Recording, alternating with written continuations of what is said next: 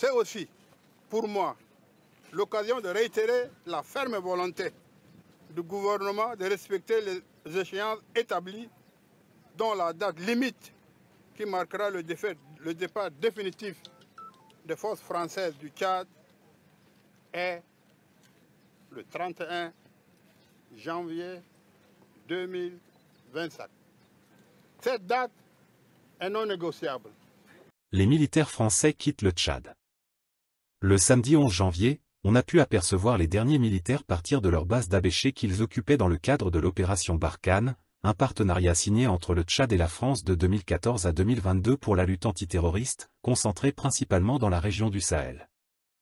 On a pu entendre les cris de joie des populations locales qui exprimaient leur satisfaction face à ce départ, puisque ces autochtones n'avaient jamais accepté la présence de ces militaires dans la région. Le président s'est déplacé pour célébrer lui aussi cet événement en présence des élus locaux. Abéché, l'une des plus grandes villes du pays, se situe non loin de la frontière avec le Soudan, à 850 km de la capitale N'Djamena.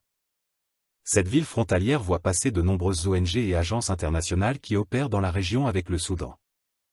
Pour l'heure, nous ne savons pas encore officiellement à qui seront remises les clés de cette base militaire qui constitue une ville stratégique pour les échanges commerciaux et les activités militaires. Verrons-nous la présence des Russes au Tchad ? Le Tchad avait exprimé par le passé sa réticence vis-à-vis de la présence militaire russe en raison des activités du groupe Wagner, souvent qualifiées d'illégales. Cependant, le président tchadien maintient le contact avec son homologue russe Vladimir Poutine depuis sa visite en Russie en 2023. Cela indique une volonté de dialogue et de partenariat, malgré les velléités du président tchadien de diversifier ses partenaires stratégiques.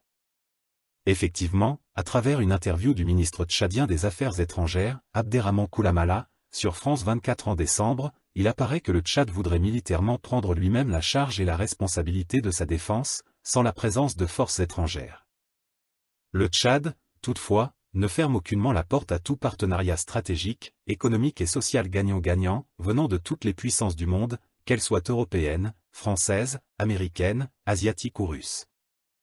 Il est important de noter qu'au Mali, les forces armées locales sont soutenues depuis 2021 par les Russes, qui, à l'origine, provenaient du groupe paramilitaire Wagner. Cela avait conduit au retrait des troupes françaises du pays en 2022. En 2022, le Burkina Faso avait également sollicité l'assistance de la Russie face à la recrudescence de l'insécurité, ce qui avait entraîné le départ des Français du pays en 2023. En 2023, c'est le Niger qui a demandé une assistance similaire. Bien que les pourparlers soient encore en cours, aucun accord n'a été pour le moment officialisé. La France a toutefois quitté le Niger à cause des tensions croissantes avec le nouveau régime ayant renversé le président en place. Des groupes terroristes sévissent également au Nigeria, ce qui constitue un réel fléau et une difficulté pour le progrès dans ces régions. Verrons-nous un jour le grand banditisme être éradiqué ? C'est possible. Les pays africains comprennent les enjeux auxquels ils font face. S'ils constatent que leur partenariat avec la France n'a pas porté les résultats attendus, ils sont bien évidemment en droit de chercher d'autres alternatives.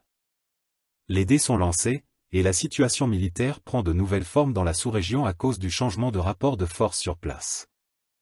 Nous pourrons juger de l'efficacité des décisions prises en termes de maintien de la sécurité et de lutte contre le terrorisme.